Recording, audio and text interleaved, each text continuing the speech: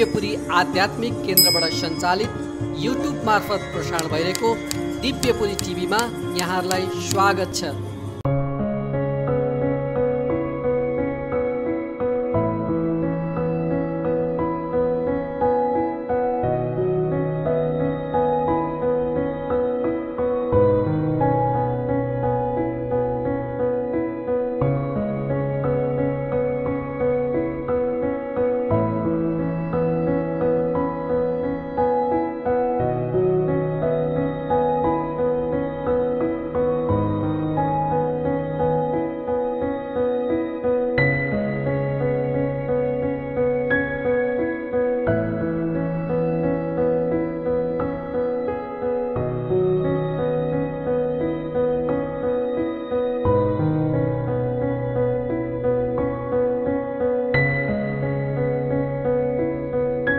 कलङ्की चोकबाट अहिलेको त नाम चलेको एलआरआई स्कुलको बाटो भन्छ, त्यो एलआरआई स्कुलको बाटो पुरानो नैकापको बाटो हुँदै हुँदै माथि आउने कालु पाण्डेको समाधिस्थल अनि यो के स्विजरल्यान्ड पार्क आदि त्यही ठाउँमा आइपुग्दाखेरि त्यसको नजिकै पर्छ। कहीँ कसैको स्रोत होइन, व्यक्तिगत स्रोतमा यसमिक रिसोर्ट बनाउनु भएको छ। यहाँ अर्कै अनुभूति हुन्छ, दर्शकहरूले पनि हेर्न सक्नुहुनेछ। एकैछिनमा यहाँ मौसम परिवर्तन भइसकेको छ, हुसेल आइसकेको छ, धेरै नजिक आइसकेको छ। यस्तो दिव्य स्थल उसले हामीलाई अङ्कमाल गरिसकेको छ। गरि नै सक्यो।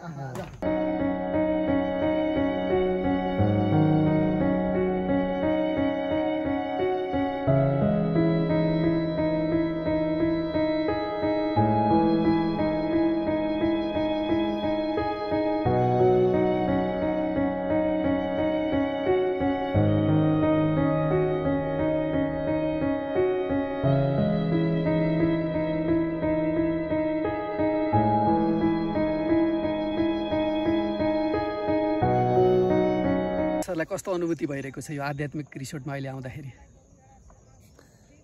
विषयरहित भएर मौनमा बस्न मन लागेको छ। आनन्दले महर्षि रमणले बी साइलेन्ट भन्नुहुन्थ्यो, त्यस्तै। त्यही पनि दिव्यपुरीका दर्शकहरूको लागि अलिकति, जुन आध्यात्मिक दर्शकहरूको लागि अलिकति वर्णन गरिदिनुहोस् न यो दिव्य स्थलको बारेमा। यो दिव्य स्थलले एउटै कुरा मलाई झकझकाइरहेछ, विषयरहित भएर बस्नु। वास्तवमा हामी सहरवासी 24 घन्टा विषय भोग गरेर बसिया हुन्छौँ होइन। सुख दुःख भनेको त्यही त हो, तर विषयरहित भएर बस्न कहिले पनि जानेनौँ। मौनमा बस्न कहिल्यै सिकेनौँ। यो ठाउँले त्यही सिकाउँछ हामीलाई। एकछिन भए पनि मौनमा विषयरहित आनन्दले। त्यो मनको मौनमा पनि रहन सकिन्छ त सर? मौन पनि सेलाएर बिलाएर जान्छ। त्यो चाहिँ मौन हो पक्का? त्यो चाहिँ मौन हो। किनभने नबोल्दाखेरि मात्रै त मौन होइन नि? होइन, फेरि मन चाहिँ विषयरहितमा दौडिरहेछ भने त्यो मौन होइन। शरीर मात्रै एक ठाउँमा बसेर मौन हुँदैन। मन रमण महर्षिले भन्नुभएको मनलाई पहिला लिन गर्नुपर्छ, त्यसपछि मनोनाश गर्नुपर्छ। अब एकैचोटि मनोनाश त सकिँदैन, पहिला मनोलिन गर्न चाहिँ सिक्नुपर्छ। जसरी कुनै लासलाई जलाउन प्रयोग गरिएको त्यो जुन दाउरा हुन्छ नि सुरुमा, अन्त्यमा त्यो पनि चिताको दाउरा। हजुर, चिताको दाउरा आफू जलेर लासलाई पनि सिद्ध्याएर आफू पनि सिद्धिन्छ। हजुर, त्यही कुरा व्यक्त गर्नुभएको हजुरले। मनोनाश भनेको त्यही नै हो। मनोलिन गरेर मनोनाश गर्नु भनेको ठ्याक्कै त्यही नै हो। यो वातावरणले कतिको प्रभाव पार्दो रहेछ त सर? किनभने अघि भर्खर हामी आधी घन्टा अगाडि त्यो कोलाहलमा थियौँ, अहिले यो आधी घन्टा पछाडि यो दिव्य स्थलमा छौँ। यहाँ आउँदाखेरि हजुरले भने जस्तो मनका सबै भित्रीहरू नाश भएर एउटा प्राकृतिक छटाभित्र जसरी रुमलिरहेको छ, यसमा हजुरको अनुभूति? प्रकृतिले हेर्नु न कसरी सिकाइरहेछ। एकैछिनमा हुसुले सबै छोपेर पर्दा लगाए जस्तो छोपेर मनलाई पनि त्यसै गरी पर्दा लाऊ भनेर सिकाइरहेछ हामीलाई। एकछिन भए पनि शान्त भएर बस है। अब प्रकृतिले प्रभाव त हामीलाई पार्छ नै, डेफिनेटली पार्छ। वास्तवमा प्रकृतिले प्रभाव पार्नु भनेको पनि त्यो विषय प्रभाव रहेछ। हामी सहरमा बसेर जसरी विभिन्न विषयमा प्रभावित भएर बसिरहन्छौँ नि, प्रकृतिमा आउँदा पनि प्रकृतिको प्रभावमा हामी त्यसै गरी बस्दो रहेछौँ। यो प्रकृतिको सुन्दरताभित्र पनि त नरुमल्लिनु भन्दा रहेछ नि त कोही कोही सन्त महात्माले। यो सुन्दरताभित्र पनि नअल्झिनु, आफ्नो जुन लक्ष्य त्यसमा चाहिँ केन्द्रित हुनु भन्नलाई यो पर्दा लगाइदिएको यही उसुले। यो प्रकृति फेरि यो रमाइलोमा चाहिँ भुल्ला भनेर एकछिन भए पनि पर्दा लगाइदियो। वास्तव प्रकृतिमा फेरि डुब्नु पनि अर्को विषयमा डुब्नु हो नि त। फेरि विषय रहित त भएन। हेर्नुहोस्, हामीलाई ईश्वरले पनि प्रकृतिमा पनि धेरै नभुल भनेर लगाइदियो पर्दा।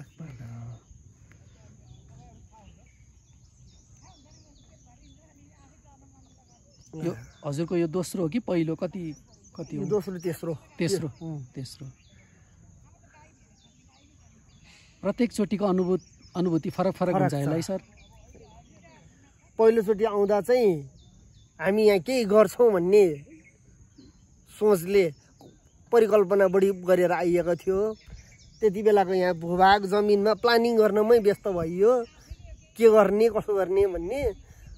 त्यति बेला यो प्रकृति छटासँग त्यति भिजिएन, भौतिक विषयमा बढी रुमलियो। अनि दोस्रो आज चाहिँ सबैभन्दा रमाइलो लाग्यो मलाई है आजको यो। आहा हेर, यसको अनुभूत गर्न आज म पनि साक्षी भएछु। अनि त्यही भएर दिव्यपुरीका दर्शकहरूलाई पनि यो दिव्य दृश्यहरूको, दिव्य छटा, दिव्य स्थलको चाहिँ परिचय गराउन हामी गइरहेका छौँ। हुन त यो निर्माणाधीन छ। हजुर, अवश्य नै चाँडै नै सफल हुन्छ। हजुर, यहाँको ऊर्जाको फाइदा धेरैले लिन्छन् पक्कै पनि। आध्यात्मिक चेतना भएकाहरू पक्कै पनि आइपुग्छन् यहाँ।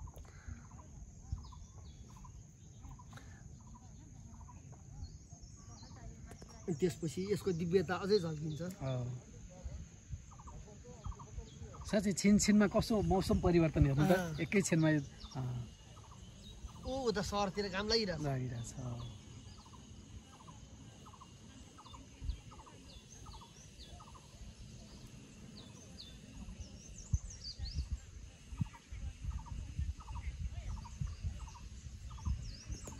सहरको जुन वैभवमा छौ त्यो त सन्तहरूको लागि केही पनि होइन। खप्तड बाबाले भन्नुहुन्थ्यो। हजुर, खप्तड बाबाको दृष्टिकोण सायद यहाँबाट यस्तै हुनुपर्छ। हेर्नुहोस् त, त्यो जतिसुकै वैभव भए पनि के हेर्नु न। त्यही भएर खप्तड बाबा, शिवपुरी बाबाहरू चाहिँ त्यो दिव्य स्थल, एकान्त स्थलमा यस्तो प्राकृतिक उसमा बस्नुभएको कारण त्यही नै हो।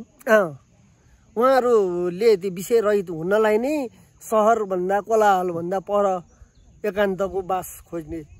वास्तवमा त्यो त्याग भनेर त्यसरी त्यो सहरमा एडप्ट हुन नसकेर छोडेर हिँडेको होइन, विषयरहित हुनको लागि एकान्तवास रोजिएको। तर अहिले गृहस्थीहरूले चाहिँ आफ्नो परिवार कर्तव्य छोडेर चाहिँ जुन जङ्गलमा जाने, एकान्तमा जाने, साधना गर्ने कुराहरू गर्दा कति परिवारहरू विस्थापित हुने, कतिका घर परिवारको चाहिँ एउटा कोलाहलको स्थिति पनि त आएको छ नि सर, होइन? त्यो भौतिक दृष्टिकोणले हेर्दा हो। आध्यात्मिक दृष्टिकोणले हेर्दा त जसले चाहिँ साँच्चै नै भित्री हृदयबाट त्याग गरेर चाहिँ ईश्वरमा समर्पण गरेर लागेको छ, उसको परिवारलाई ईश्वरले हेरिहाल्छ नि। पिर्की नगर्नु पर्यो। त्यो कर्तव्य कर्मबाट च्युत भयो नि त।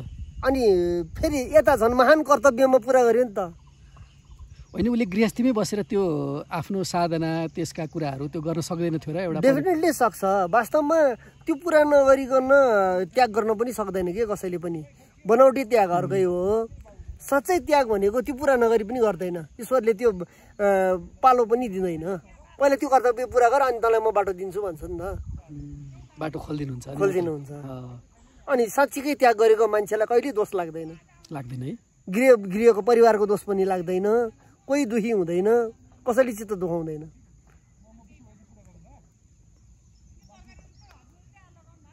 जैन महावीरको घटना त्यस्तै त थियो नि। जैन महावीरले घर छोड्दा कसले चित्त दुखाएर? होइन, बुद्धको भगवान बुद्धले गृह त्याग गर्दा त बरु रानीले श्रीमतीले चित्त दुखाइ सानो बालकले त कुरा बुझेन बेग्लै कुरा तर महावीर जैनले गृह त्याग गर्दा कसैले चित्त दुखाएन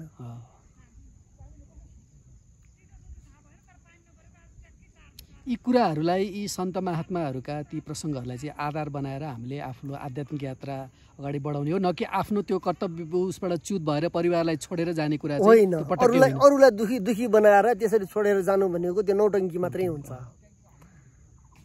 अनि ऊ आफू पनि बिथो लिन्छ ऊ पनि लक्ष्यमा पुग्दैन मानसिक विचलनका अवस्थाहरू आउँछ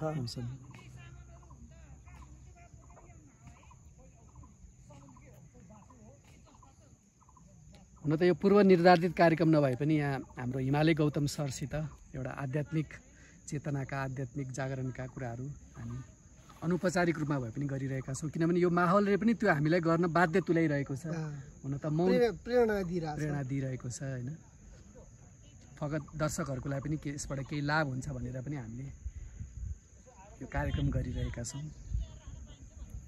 अनि अब प्रसङ्गकै कुरामा हिमालय सर अलिकति हजुरको पनि मलाई पृष्ठभूमि केलाउन मन लाग्यो सर के छ हजुरको आध्यात्मिक जागरण चाहिँ कहिलेबाट सुरु भयो सर मेरो आध्यात्मिक जागरण भनेको त अब जातले धर्मले जन्मेदेखि नै दियो ब्राह्मण कुलमा जन्मिए ब्राह्मण कुलमा जन्मेपछि घरमा त्यही इन्भाइरोमेन्ट भइहाल्छ होइन पूजापाठ भजन कीर्तन आदि इत्यादि यसैबाटै बितेर त्यही देखेर हेरेर हुर्केरै आएको हो अब पछि अब स्कुल कलेजको लाइफ भने त बेग्लै कुरा भइहाल्यो तर त्यो त्यति बेलाको सानो बेलाको त्यो प्रभावले नै होला सायद मलाई अहिले पनि डोर्याइरहेको अध्यात्ममा यो स्कुल कलेज वैभव विलासिता भन्दा यतातिर बढी आकर्षण हुन्छ मलाई अलिकति हजुरको प्रेरणाका स्रोतहरू को हुनुहुन्छ त अलिकति जान्न पाइन्छ कुनै पुस्तक हो कि शास्त्र हो कि सन्त महात्माहरू हुनुहुन्थ्यो कि के डेफिनेटली सन्त महात्मा हामीले जान्न सन्त महात्माहरू नभएको भए त्यो पुस्तक पनि त्यति रुचिकर हुँदैन थियो होला पढ्न चाहिँ मैले सानैदेखि पढेँ उपनिषद गीता रामायण महाभारत हामीले हेऱ्यौँ पढ्यौँ टेलिफिल्म पनि हेऱ्यौँ होइन सबै गऱ्यौँ फेरि पनि त्यसले क्षणिक रुचि बनाउँदो रहेछ त्यो मैले प्रत्यक्ष सहरका साथीभाइ अरूहरूलाई हेरेर पनि थाहा पाएँ उनीहरूलाई त्यति प्रभाव परेको देखिनँ किन उनीहरूले टेलिफिल्म हेर्दा पनि फिल्मै हेरेको उसमा गए त्यो शिक्षाप्रद भनेरै लिन जानेनन् कतिले त तर यी सन्त महात्माहरूको जुन जीवनी उनीहरूको त्यो पढ्दै गयो अध्ययन गर्दै गएपछि यो शास्त्रहरू बुझ्न पनि सहयोग हुँदो रहेछ कोबाट चाहिँ धेरै प्रभावित हुनुभयो सर अलिकति म प्रभावित त एक त रमण महर्षि एउटा शिवपुरी बाबा खप्तड बाबा अलिकति रमण महर्षिलाई कसरी बुझ्ने हामीले सर उहाँकै भनाइमा भन्नुपर्दा मौनमा बुझिन्छ साइलेन्स नै मेरो परिचय हो मौन नै मेरो परिचय हो उहाँको भनाइ अनुसार त्यही त उहाँका धेरै पुस्तकहरूमा नि मौनलाई धेरै नै दिनुभएको छ उहाँले नै भन्नुभएको छ मौन मेरो मौनलाई नबुझेपछि मात्रै मैले त्यस्ताहरूका लागि केही शब्द बोलिदिने हो नत्र मौनभन्दा ठुलो उपदेश अर्को हुँदै हुँदैन हजुरले प्रत्यक्ष त भेट्नु भएन उहाँ भारतमा अरुणाचल पर्वत जानुभयो गएको छैन ए हजुर जान इच्छा छ हजुर कुनै दिन पुग्छु यही 1-2 वर्ष अगाडिसम्ममा पनि म ऱ्यापिडली लागेको पुग्छु कुनै पनि बेला टाइम निकालेर पुग्छु भनेको यो महामारीको कारणले यो 1-2 वर्ष अल्झियो सायद यो सेलाएपछि म पुग्छु होला त्यही त रमण महर्षि शिवपुरी बाबा सबैले चाहिँ म को हुँको खोज गर्नु धेरै सन्तहरू महात्माहरूले चाहिँ त्यही कुरालाई नै धेरै जोड दिनुभएको छ त्यो हाम्रो सनातन धर्ममा उहिलेदेखि हामी युगको काउन्ट डाउन गर्छौँ युगको काउन्ट डाउन गर्दा पनि हामी सत्य युग भन्छौँ नि सुरुमा त्यो पहिल्यैदेखि हो मको शिवको उपदेश शिक्षा पहिल्यैदेखि रहेछ अहिले पछि आएर पछिका यी सन्त महात्माहरू ऋषि महर्षिले पनि त्यही चिजलाई रिपिट गरिदिनु भएको हो अनि यो सबैको खोज आफ्नै हुने हो कि किनभने अहिले त हामीले यतिको अब यो दिव्यस्थलमा छौँ होइन हुन त यहाँ कुनै सम्प्रदाय कुनै संस्थागत त छैन यो व्यक्तिगत खोल्नु भएको छ तर जसरी हामी तपोवनमा देख्छौँ ओसो तपोवन छ, एउटा ट्याग ल्याएको संस्थाहरू जुनै पनि ठाउँमा एउटा न एउटा सम्प्रदाय एउटा आध्यात्मिक संस्थाहरूले उहाँहरूको वर्चस्व छ नि, उहाँहरू जाँदाखेरि चाहिँ त्यहाँ उहाँहरूकै किताबहरू उहाँहरूकै पुस्तकहरू पढ्नुपर्ने, उहाँबाट दीक्षा लिनुपर्ने। तर एउटा स्वच्छन्द रूपमा बुझ्न चाहने खोज्न चाहने मान्छेहरूले त त्यो उसको पर्याप्त भयो त सर? उसले जुन खोजेको थियो नि भएन, एउटा पोइन्टमा गएर अल्झियो। ओसो आफैले पनि भनेको छ यो कुरा, मान्छे अध्यात्ममा जाने भनेर कुनै सम्प्रदायमा गएर अल्झिन्छन्, कुनै पन्थमा गएर अल्झिन्छन् होइन। फगत कसैले त्यहाँबाट त्यसलाई बाटो बनाएर जाने पनि होला नि, कोही एक दुईजना। त्यसलाई मार्ग बनाएर माइलस्टोन बनाएर जानु राम्रो, त्यो चाहिँ विवेक प्रयोग गर्नेहरूले मात्रै गर्छन्, सबैले गर्दैनन्। प्राय त गएर त्यहीँ अल्झिन्छन्, उनीहरूको खोज त्यहाँ गएर टुङ्गेको जस्तो टुङ्गिन्छ नै। त्यसको वैभवमा गएर अल्झिएर उनीहरू आफ्नो लक्ष्य भुलिदिन्छन्। त्यही त, त्यसपछि आध्यात्मिक साधकहरू पनि मेरो गुरु मेरो सम्प्रदाय मेरो भनेर उहाँहरूकै चर्चा बढी गर्न थाल्दाखेरि आफ्नो साधनाको लक्ष्य जुन थियो नि एउटा सनातन जुन खोज, त्यो चाहिँ अलिकति सनातन धर्म, हाम्रो सनातन धर्म उपनिषदहरू यिनीहरूले शिक्षा दिएको भनेको यु आर इन्डिभिजुअल, तिमी एक्लै त्यो हो र तिम्रो लक्ष्य त्यो हो, तिमी पुग्ने त्यहाँ हो भनेर त्यो मेन पोइन्ट देखाइदिएको छ सबैलाई होइन। तर त्यो मेन पोइन्टमा जाने बाटोमा अल्झेर बस्दिन्छन् मान्छेहरू। यो बाटोको लागि एउटा मार्ग निर्देशक गुरुको त भूमिका आवश्यक होला नि त सर? किनभने गुरुले जसरी निर्देशन गर्नुभएको छ त्यसरी नै उहाँहरू त्यो बाटोमा लाग्नु भएको हो कि होइन? सन्त महात्माहरू जो महापुरुष जो सद्गुरुले बाटो देखाउँदाखेरि सुरुमा बाटो देखाएको जुन प्रत्यक्ष व्यक्तिहरू हुन्छन् उनीहरूले बाटो बोल्दैनन्, किनभने महापुरुषले आफूले प्रत्यक्ष दिएको हुनाले उनीहरूले चाहिँ बाटो भुलेका हुँदैनन्। तर उनीहरूभन्दा पछिका पिँढीहरूले बाटो बोल्छन्। पछिल्लो पिँढीमा हजुरले भन्नुभयो जस्तो पछिल्लो पिँढीमा आएर एउटा गुरु बन्ने, एउटा आश्रम खोल्ने, एउटा आफू पनि चर्चामा आउने कारणले पनि ती साधकहरूलाई पनि अल्झाइरहेको हो कि के हो सर? त्यो अब यो सहरमा बढी मान्छे गाउँमा भन्दा सहरका मान्छेहरूलाई चाहिँ अध्यात्मको नाममा एउटा त्यो नौटङ्की बढी गर्ने, गुरु बनेर चाहिँ एउटा संस्था खोलेर खेल्नेहरू, अब त्यो उनीहरूलाई खेल्न मन लाग्यो होला खेल्छन्, खेलिरहन्छन्, थुप्रै छन् त्यस्ताहरू। तर यसबाट पनि कति थाहा नपाएका मान्छेहरूले जुन अब एउटा कयौँ मान्छेहरूले त भुलेर त्यो ठुलो ठाउँ भनेर जान्छन् नि। होइन, भुल्ने पनि भयो, कतिलाई चाहिँ लाभ पनि भइरहेको छ नि त सर। कति धेरै रोगी बिरामीहरू चाहिँ एउटा उहाँहरूको त्यो आध्यात्मिक संस्थामा गएर एटलिस्ट नर्सरीको रूपमा एनरोल भएर केही बुझ्न त्यसले त लाभ त दिइ नै रहेको छ होला नि त? डेफिनेटली केही न केही शिक्षा त अवश्य पाइन्छ, केही न केही त लिन्छन् पाउँछन् हो। त्यहाँबाट उनीहरूले जानेपछि योभन्दा अझ म बढी बुझ्छु भनेर अगाडि बढ्ने मान्छेहरू थोरै हुन्छन्। त्यो खोज सबैमा चाह पनि हुँदैन, जिज्ञासा हुँदैन, त्यही रमाइलोमै भोलेर बस्दिन्छन्। कतिलाई त लक्ष्य पनि थाहा हुँदैन नि, एउटा लक्ष्य नै थाहा, मैले लक्ष्य लिनुपर्छ भन्ने पनि जाने हुँदैन कतिले त। अध्यात्ममा लाग्ने भनेको फगत मलाई अहिले एन्जाइटी छ, मलाई डिप्रेसन छ, मलाई यो उसबाट स्ट्रेस छ, जस्ट त्यसलाई गर्न एउटा मेडिटेसन गर्ने, ध्यान गर्ने भनेर गइरहेका छन् नि त। तर कति ठाउँमा चाहिँ ती साधकहरूलाई चाहिँ दीक्षा दिने, आफ्नो सम्प्रदायमा ल्याइहाल्ने, त्यो हुँदाखेरि चाहिँ उनीहरूले मेम्बर बनाउने, अन्तमा जान नहुने हो कि त्यसपछि मेरो यात्रा टुङ्गियो, अब म अन्त जाँदा पाप लाग्ने हो कि, त्यो कुराहरूले पनि मान्छेलाई कुण्ठित भइरहेका छन् नि। त्यस्ता भ्रमहरू सिर्जना पनि गरिरहेका छन्। त्यही सिर्जना गरे हुनाले त्यस्तै भ्रमहरू बढी फैलिएका छन्। वास्तवमा एउटा सद्गुरु पाइसकेका मान्छेले पनि अर्को त्यस्तै सद्गुरु लेभलको मान्छेको अगाडि आफ्नो गुरु समानै झुक्छन्। म त्यता जानुहुन्न उता हेर्नुहुन्न भन्ने त्यो नै हुँदैन, सबैलाई समदृष्टिको रूपमा हेर्छन्। हो, आफ्नो गुरुलाई बढी श्रद्धा गर्नुपर्छ बेग्लै हो, तर अरूपट्टि फर्किनै नहुने, हेर्नै नहुने, कुरा उपदेश सुन्नै नहुने त होइन नि।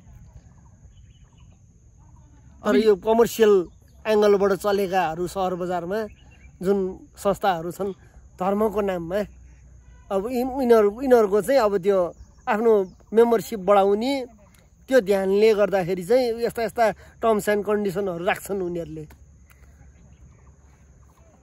एउटा जुन अध्यात्मलाई बुझ्न चाहने, बुझ्न खोज्ने मान्छेहरूले त जसरी अहिले हामीले यो प्राकृतिक छटामा बसिरहेका छौँ नि, सर हुनुहुन्छ, म छु, अनन्त सर पनि हुनुहुन्छ, यसरी बसिरहेका छौँ होइन। आफ्नो खोज लाग्दाखेरि त यो पनि एउटा माध्यम हुनसक्छ नि होइन सर? अब प्राकृतिक जुन उसलाई हेरेर आफूले निहाल्ने गर्ने कुराहरू त यसबाट पनि त आफ्नो निर्धारण केही होला नि त। अध्यात्ममा जानलाई भौतिक विषयलाई त्याग्नुपर्छ। सबभन्दा पहिला त्याग्ने भनेको भौतिक विषय हो। गृहस्थी त्यागेर म परिवार त्यागेर जङ्गल बस्छु भनेर हिँड्ने होइन, जरुरी छैन।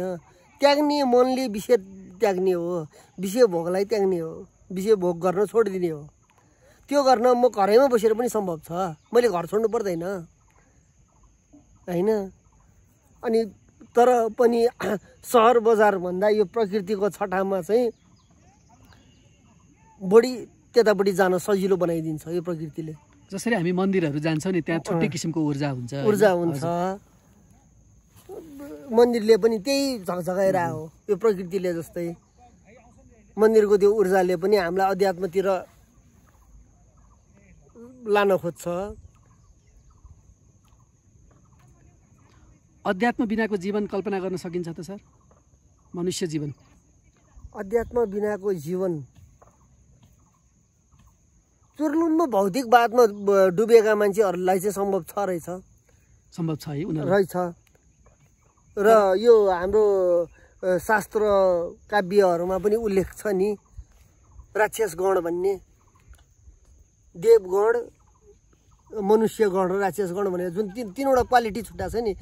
वास्तवमा त्यो मान्छेको आकार फरक होइन नि। तपाईँ हामी जस्तै मान्छे हुन्छ भए कुनै सिङ उम्रिएको पुच्छर भएको मान्छे भन्न खोजेको होइन, त्यो गुणलाई दर्शाएको हो। त्यो आइकोनिक डेफिनेसन हो त्यो। त्यो राक्षस गुणका मान्छेहरू अहिले सहर बजारमा थुप्रै देखिन्छन् नि। तर ती भौतिक रूपमा चुर्लुमा डुबेकाहरू पनि त एकपटक एउटा जुन कुनै अवस्थामा त अन्त्यमा त आइपुग्ला नि अध्यात्म। डेफिनेटली कुनै न कुनै बेला कुनै न कुनै लिङ्कले उसलाई क्लिक गर्छ। तर कतिपय बेला क्लिक गर्दा पनि उसले त्यसलाई भुलेर फेरि उतैतिर डुब्न खोज्छन्, मौजमै डुब्छ। कोही मात्र त्यसबाट चाहिँ झसङ्ग भएर झस्किएर चाहिँ यतातिर लाग्छन्। बिरलै कोही हुन्छन् त्यस्ता। प्रारब्ध पनि खेल हुन्छ होला नि त्यसमा। प्रारब्धको खेल भनेको पनि त हाम्रै खेल हो नि। मैले आज यो शरीर लिएर आएँ, योभन्दा अगाडि अर्को शरीरमा थिएँ, त्योभन्दा अगाडि अर्को शरीरमा, त्यही त्यो थरीको त्यो काम नै प्रारब्ध हो नि। ईश्वरले त एउटा म आत्मालाई शरीर धारण गरेर यहाँ खेल भनेर पठाइदिया हो। शरीर धारण गर्ने इच्छा जागृत भएपछि, इच्छा लिएपछि ल जा भनेर पठाइदिया हो नि त ईश्वरले। आत्मा त ईश्वरको अंश हो नि, परमात्माको अंश आत्मा।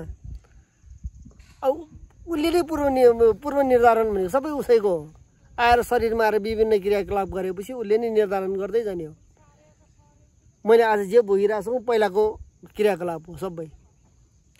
होइन, यी कुराहरू शास्त्रमा त छन्, तर आफूले अनुभूत गरेर भनेका कुराहरू, जुन आफूले नै अनुभूत गरेका कुराहरू चाहिँ धेरै कम पाइन्छ नि सर। शास्त्रमा त छन्, रट्छौँ पनि हामी, अरूलाई व्यक्त पनि गर्छौँ, प्रवचन पनि सुनिन्छ, तर आफैले त्यो जुन बोध गरेर अनुभूत गरेका मान्छेहरूले चाहिँ, बोध गरेकै मान्छेहरूले पनि कतिपटक कतिपय ठाउँमा सुनाएको छ, नसुनाएको होइन।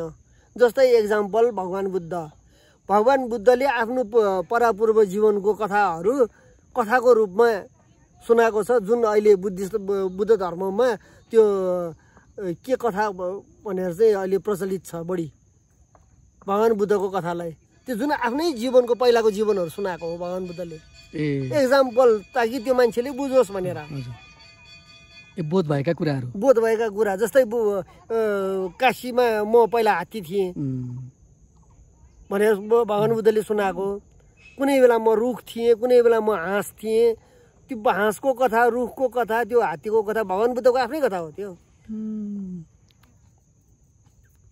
तर मान्छेलाई अध्यात्ममा जानलाई प्रेरणा होस् भन्नलाई सुना हो त्यो कथा, रमाइलोको लागि सुना होइन त्यो।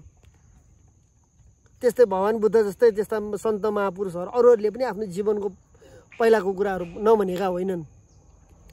तर कतिपय सन्तहरूले यो यसरी भन्दा चाहिँ भड्किने मान्छेहरू धेरै भए, भड्किँदो रहेछ, यो भन्नु ठिक होइन भनेर नजानेका होइनन्, नभनेका मात्रै हुन्। नभनेका जस्तो मैले यसो प्रसङ्ग हेर्दाखेरि चाहिँ शिवपुरी बाबाले पनि त्यो आफ्नो शिक्षालाई प्रचार गर्नु भन्दाखेरि अन्तिम अवस्था मात्रै आएर त्यो लङ पिलग्रिमेज भन्ने पुस्तक प्रकाशित गर्नुभएको रहेछ स्वधर्मको बारेमा होइन।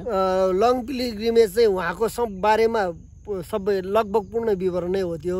जेजी बेनेटले लेखेको, ब्रिटिस पत्रकार।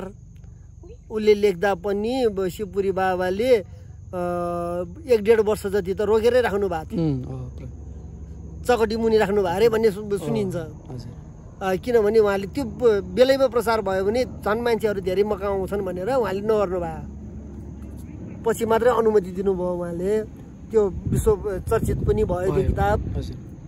शिवपुरी बाबाको बारेमा त्यति डिटेल अरू सायद पुस्तक छैन पनि। ती पुस्तकहरू नभएका भए सायद अहिले हामी पनि यो अवस्थामा हुन्छ नि, कति पुस्तक पढेर हामी अब आएका छौँ। जस्तो खप्तर बाबाको विचार विज्ञान, धर्म विज्ञान होइन, रमण महर्षिकै मको ओएमआई भन्ने पुस्तकहरू होइन। त्यसले गर्दा चाहिँ उहाँहरूको त्यो जीवनबाट बोध गरेका कुराहरूले चाहिँ कोही अध्यात्मका प्यासीहरूलाई चाहिँ यसमा केही एकदमै त्यो यो अब अहिले उहाँहरूले अपडेट भएर अपडेट भर्सनमा दिनुभयो त्यो उपदेश। वास्तवमा त्यो उपदेश त पहिल्यैदेखिको रहेछ नि त। सत्ययुगमा सुरुमा जुन चल्यो त्यही चिज रिपिट भएर आएको। अब पुरानो त्यो संस्कृतमा त्यही चिज छ। हामी अहिले संस्कृत राम्ररी पढ्न जान्दैनौँ, बुझ्न जान्दैनौँ।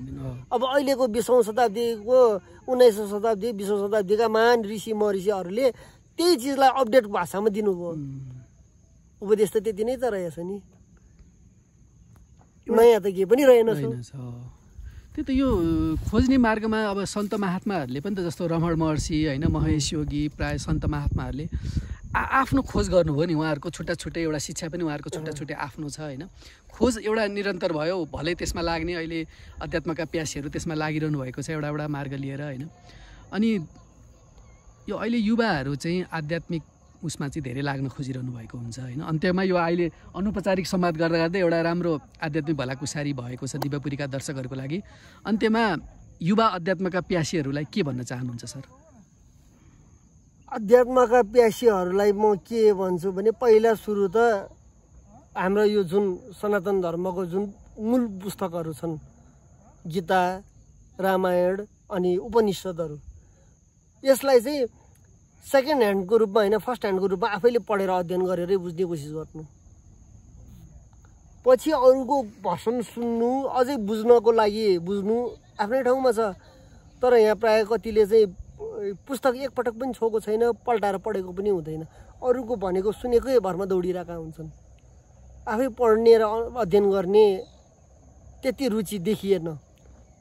म चाहिँ विशेष रेकमेन्ड गर्छु कि आफै खोजेर पढोस्। अहिले त सुरुमै ध्यान गर्न जाने अवस्था सिर्जना भइरहेछ नि त मान्छेको। डेफिनेटली त्यो एउटा फेसन हो, तर त्यो फेसनले पनि अध्यात्मतिर लान्छ होइन। त्यो सुरुमै ध्यान गर्दाखेरि त झन् नकारात्मकतिर जान्छ कि भन्ने खोजेको मैले चाहिँ। होइन, जान्छ नै, तर त्यो यो फेसन मात्र भए हुनाले गएर शरीर मात्रै अडाउने हुन्, मन अडाउन सिकाउँदैनन् कतिपय ठाउँमा। शरीर अडाउने शारीरिक शिक्षा, शारीरिक एक्सर्साइजहरूको कुराहरू सिकाउँछन् योगको नाममा होइन। योगलाई योगा बनाइदिन्छन् अनि त्यो शारीरिक चिज सिकाएर चाहिँ अध्यात्म भनेर चाहिँ सिकाउँछन्। तर त्यो पनि बिगिनर्सको लागि त राम्रै हो, कमसेकम सुरु त गर्यो नि उसले। भनेपछि साधकले आफै नै मुमुक्षता आफूले नै त्यो इच्छा देखाएर त्यसमा लाग्नु पर्यो, शास्त्र अध्ययन गरेर शास्त्रको सिद्धान्तमा नफसिकन साधनामा लागेर अघि बढ्नु पर्यो। यहाँले त्यो भन्न खोज्नु भएको हो कि? जिज्ञासा चाहिँ बोलाउनै पर्छ। आदि शङ्कराचार्यले नि भन्नुभएको छ, बिना जिज्ञासा ज्ञान हुँदैन। जोसँग जिज्ञासै छैन उसलाई त्यो ज्ञान सम्पूर्ण ल्याएर थुपारिदियो पनि के गर्नु? त्यो जिज्ञासा हुनै पर्दो रहेछ। इन्ट्रेस्ट नभइकन त कुनै पनि मान्छे, आज पनि हामी सहर बजारमा देख्छौँ नि, हरेक मान्छे मेरो इन्ट्रेस्टको विषय भनेर लागिरहेछ नि त। इन्ट्रेस्ट नभइकन त्यो विषयमा कोही पनि लाग्दैन। त्यो अध्यात्म पनि त्यो एउटा इन्ट्रेस्टिङ विषय हो एउटा। तर त्यसलाई इन्ट्रेस्टिङ बनाइदिने, पोखिदिने, राम्ररी भनिदिने मान्छेहरू नै कम भएर अध्यात्ममा मान्छेहरू कम जस्तो देखिएको। कसैले मलाई वा मैले कसैलाई चित्त बुझाएर डेफिनेसन दियो भने डेफिनेटली त्यो मान्छे अध्यात्ममा लाग्छ होइन। तर एकले बुझाउने र बुझ्ने नै त्यति चलन भएन। हामी त भौतिक संसारमै अलमलिएर बस्यौँ नि। अध्यात्मबाट पनि एउटा लक्ष्य निर्धारण भएर आफूले व्यवहार पनि त्यस्तै गर्नु पर्यो। आफ्नो लक्ष्य निर्धारण गरेर त्यो अनुसारले भौतिक र अध्यात्मलाई सन्तुलन बनाएर जानु पर्यो होइन सर, कि कस्तो हो? अध्यात्मलाई सन्तुलन बनाउने भनेकै भौतिकमा बसेर शरीरले हो होइन। शरीरले मनपरी गरेर हिँडेर अध्यात्ममा म अध्यात्म भनेर लागेको भनेर त कामै छैन। तर साँच्चै बुझेर बुझिसकेर त्यो राम्ररी पढेर अध्ययन गरेको वा सुनेको भरमा पनि बुझेको मान्छेलाई कुनै नियम सिकाएर नै पर्दैन। पुरै भित्री मनले नै त्यो पालना गरेर अगाडि बढ्छ। उसलाई यसो गर उसो गर त्यसो गर्नुहुन्न भने सिकाएर नै पर्दैन उसलाई। ऊ आफै कन्ट्रोलमा आउँछ, त्यो उसको विवेकले काम गर्न थाल्छ। बस यो दिव्य स्थलमा आएर यसरी आध्यात्मिक भलाकुसारी गर्न पाइयो, दिव्यपुरीका दर्शकलाई पनि हजुरको अनुभूतिहरू प्रसारण गर्न पाइयो। धेरै धेरै धन्यवाद दिन चाहन्छौँ सर। धन्यवाद।